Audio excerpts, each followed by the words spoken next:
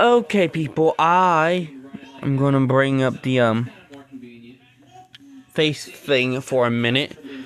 Like I normally do my stories I made. This one I couldn't publish since, well, I'm gonna get in trouble by DC. So I can't publish it officially. Unless if at some point I start working for them as like a writer.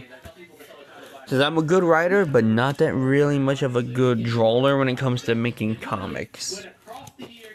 So yeah. Anyways, this is my final reboot of my DC universe. And, well, I'm gonna go down to the very bottom first to show you how many stories I have written so far. I have Batman. My Batman series is titled Batman Gotham's Knight. This is volume 1. I don't know if this is the end of volume 1 or not, since I have a couple more stories I don't have written down yet. But Batman Gotham's Knight number 1. Then there's number 2, Silence of the Iceberg. Number 3, The Cat and the Cowl. Number 4, Signal in the Dark. Number 5, Ink in the Water. Number 6, Echoes in the Dark. Number 7, Balance of the Books. Number 8, Shadows over the Iceberg. And number 9, The Terrible Trio. And yes, even though with Green Arrow, number 1 is the Vertigo Hunt Part 1, but number 5 is Vertigo's Fall, Part 2 of the Vertigo Hunt will come after part number 5. So we get Green Arrow, and his series is Green Arrow the Emerald Archer, number 1, the Vertigo Hunt Part 1, number 2, the Crumbler, who was a villain that Green Arrow and Hal Jordan Green Lantern took down in the comics. Number 3, the Arrow and the Canary. Okay. Dick Grayson will be the first sidekick in my universe, but Black Canary will be the first superhero partner. Because the way I see it, they're not sidekicks if they ain't kids. And so that means Nightwing won't be a sidekick to Batman. When he becomes Nightwing, he'll be a partner. Basically showing that he evolved from, sidekick to... Anyways. Part number 4 is the Beast Hunts. I'm not going to really spoil the villains aside from, number 2, because that's literally the title of the story. And number 5 is Vertigo's Fall. And then I wanted to do something with a not that much... Okay, he's a known character, but not that much of a known character. And I don't really know that much about him, really. So I had to do some looking into. But we get Swamp Thing, who only has one story so far, with Swamp Thing number 1, Born of Mud and Memory. So we're going to read my first Batman story. Batman Gotham's Knight number 1. You see what I did there? Night, dark, night, get it? Yeah. Anyways. Gotham always rained. The night the Waynes died, not hard rain. Not the kind that washed sins away, but a thin, needling drizzle that soaked into coats and bones and stayed there, cold and patient. Thomas Wayne held Martha's hand as they exited the Monarch Theater, Bruce between them, his small fingers wrapped tight around his father's. Bruce was still laughing, still replaying scenes from the movie in his head, still safe in that fragile moment where the world hasn't taught him what it was capable of yet. Also, I don't know what Bruce is watching. I have 2 things in mind. The markers, Zorro, but also the Gray Ghost. So if I go with the Gray Ghost, it would be, instead of it being a TV show, it would be a movie series and probably also a TV show. Anyways, the alley was narrow, choked with trash and shadows, and it smelled like rust and rot. The gunman, who will become known as Joe Chill later on in Batman's career, stepped out, he'd been waiting all night for them. His face was pale, desperate, eyes darting everywhere at once. Words were his chains. Bruce would never remember them clearly, only the sound of his mother's breathing catching, his father stepping forward. Then the gun went off, once, twice. Thomas Wayne hit the pavement first. Surprise, frozen on his face. Martha followed, pearls scattering across the wet concrete like tiny white bones. Bruce screamed, a sound too big for his chest, as blood mixed with rain and ran towards the gutter. The gunman fled. The alley swallowed him whole. Gotham claimed another offering. Years later, under a sun that felt just as merciless as Gotham's rain, Bruce Wayne bled into desert sand. Again, Talia al Ghul said calmly, circling him. Bruce forced himself. Anyways, Bruce forced himself upright, muscle streaming in protest. His shirt was torn, his knuckles raw, his lungs burning. He tasted copper. The League's compound loomed around them, ancient stones and sharp edges, a place built for war and discipline, not mercy. Talia moved like smoke and still her strides precise, economical. Okay, I think I said that correctly. I want to make sure, since I'm kind of tired, okay? I haven't got that much sleep. Hopefully we see you tomorrow. There's nothing else to be done, which I'm assuming it shouldn't be. So accustomed to driving like vans and trucks, and like really huge my mom's car to go here because the truck was being loaded to the post office. And it's like sitting in a car. God damn it, just play already. Economical. Okay, I did say it correct. Bruce met them head-on, blocking, countering, learning. Every blow was a lesson. Every fall was punishment for hesitation. Raish, yes, I call him Raish, not Raz. I don't mind what people call him, I just prefer Raish better. Raish al Ghul watched from above, silent. What the fuck? How the fuck do I say this? God damn it. Of the week.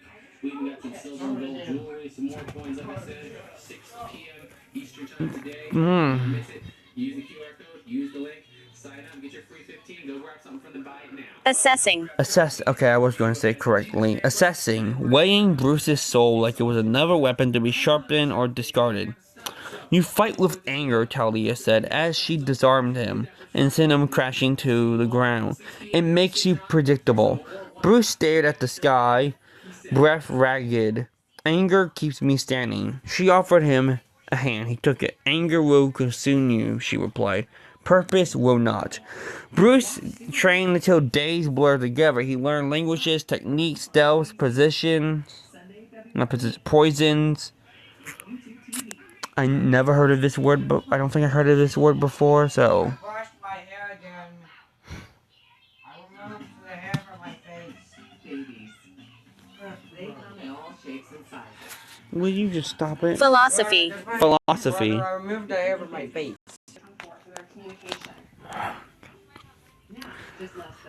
He learned how to disappear, but at night, when the desert cooled and the compound went quiet, Gotham came back to him. The alley, the gunshots, the pearls. No amount of training erased that. Eventually, he left. He always would.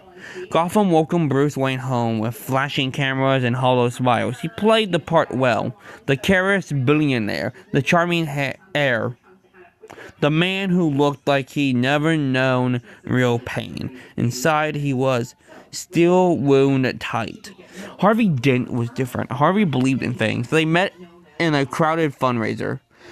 Harvey already talking too fast. Already burning with that barely contained fire. District Attorney of Gotham, young, idealistic, stupidly brave. Bruce liked him immediately.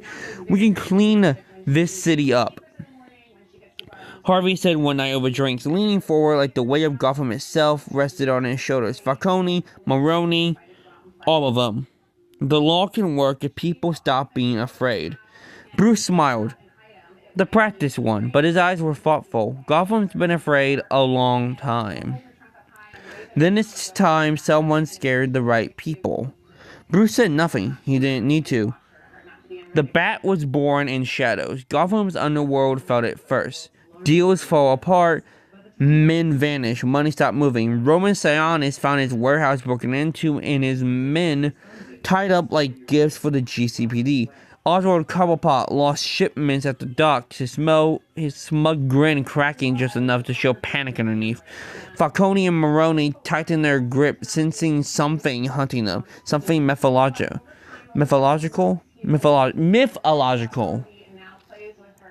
Batman moved like a ghost through the city, cape swallowing light, eyes burning white through the cowl. He didn't announce himself. He didn't need to. Fear did the work for him.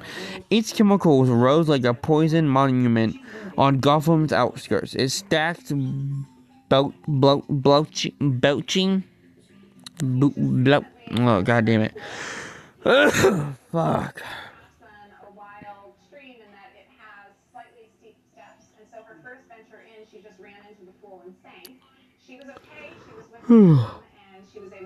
Belching. Okay. I said it correctly. Belching smoke into the night. Batman had followed whispers there. Something about a gang using the place as a hideout. Masked men with red hoods and too many guns. He entered from above, silent as death. The Red Hood gang never saw him coming. Also, this will be retcon in the Joker story. Batman only thinks that it's, well, their hideout, but it's not. I'm just letting you know that now. The Red Hood gang never saw him coming. Batman dismantled them with brutal efficiency. Fists and boots in shadows. Guns clattered to the floor. Men scream. Alarms wailed too late to matter. The leader stood apart, taller, sharper, barking orders through his crimson helmet. They fought near the vats. The leader was faster than the others, desperate, cornered. One wrong move. One slip on slick metal. Batman reached out, but not fast enough. The man fell backwards into the chemical vat. Red Hood disappearing beneath. Bubbling green horror. Batman stared down into the churning. I think it's churning. But I'm gonna make sure I'm correct here.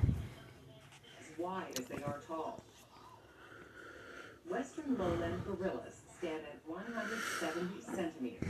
Churning.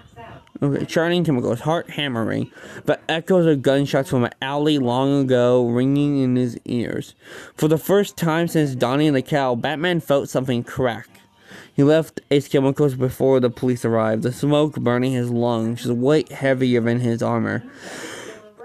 Gotham didn't know it yet, but something had been born that night too, something twisted, laughing somewhere in the future. Failure lingered.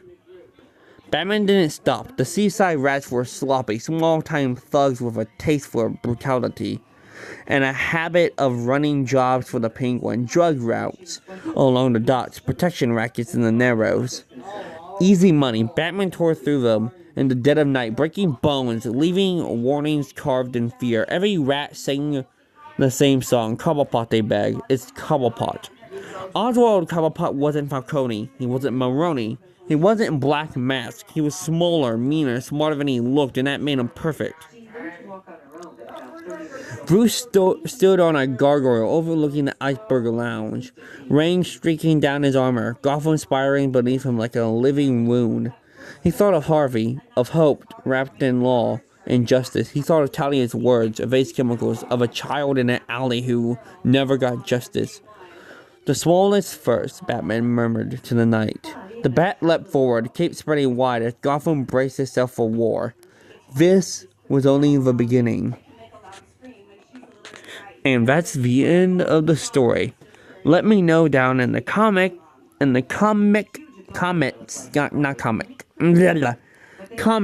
section below. How did you like it? And what was your favorite part?